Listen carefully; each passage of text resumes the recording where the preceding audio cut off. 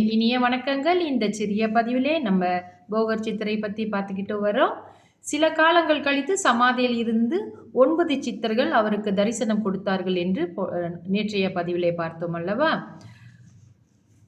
தொடர்ந்து இந்த சஞ்சீவி மந்திரத்தை யாரால் மக்களுக்கு, அதாவது இந்த சஞ்சீவி மந்திரத்தால் யாரால் மக்களுக்கு நன்மை கிடைக்குமோ அவர்களுக்கு மட்டுமே உபதேசம் செய் என்று கூறி மீண்டும் சமாதியிலே அந்த சித்தர்கள் ஐக்கியமானார்கள். போகர் அங்கிருந்து கிளம்பி சிவலிங்கம் உள்ள தலங்களை தரிசித்து கொண்டு வந்தார். அடர்ந்த காடுகளை கடந்து கொண்டு இருந்தபோது ஒரு பெரிய புற்று கண்ணில் பட்டது. புற்றின் அருகே சென்றபோது மூச்சு காற்று வெளிப்படுவது போல தோன்றியது.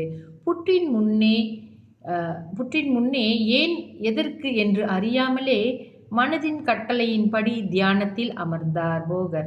பல நாட்கள் தியான நிலையில் இருந்தார் போகர். ஒரு நாள் காலை பொழுதில் புற்றை உடைத்து கொண்டு புற்றுக்குள் இருந்து ஒரு முனிவர் வெளியே வந்து போகரின் தியானத்தை கலைத்தார்.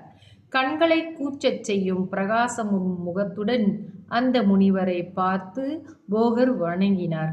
அந்த முனிவர், போகரே, உன்னால் மக்களுக்கு நன்மை உண்டாகட்டும் என்று கூறி அருகே இருந்த மரத்தை சுட்டி காட்டினார். மரத்தில் பழங்கள் பூத்து குலுங்கிக் கொண்டிருந்தன.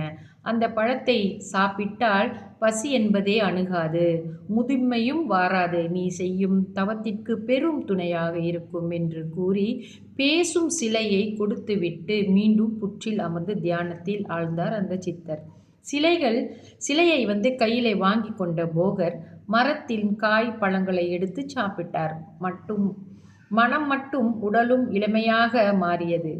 கையில் இருந்த சிலை இளமையாக மாற்ற வைத்த பழத்தின் ரகசியத்தை மற்றும் பல மூலிகைகளின் ரகசியங்களையும் கூறியது. ஆச்சரியத்தில் ஆழ்ந்த போகர் சிலையை தரையில் வைத்துவிட்டு அருகே அமர்ந்தார். அந்த இடத்தில் பள்ளம் ஏற்பட்டு பள்ளத்தில் அந்த சிலை மறைந்தது.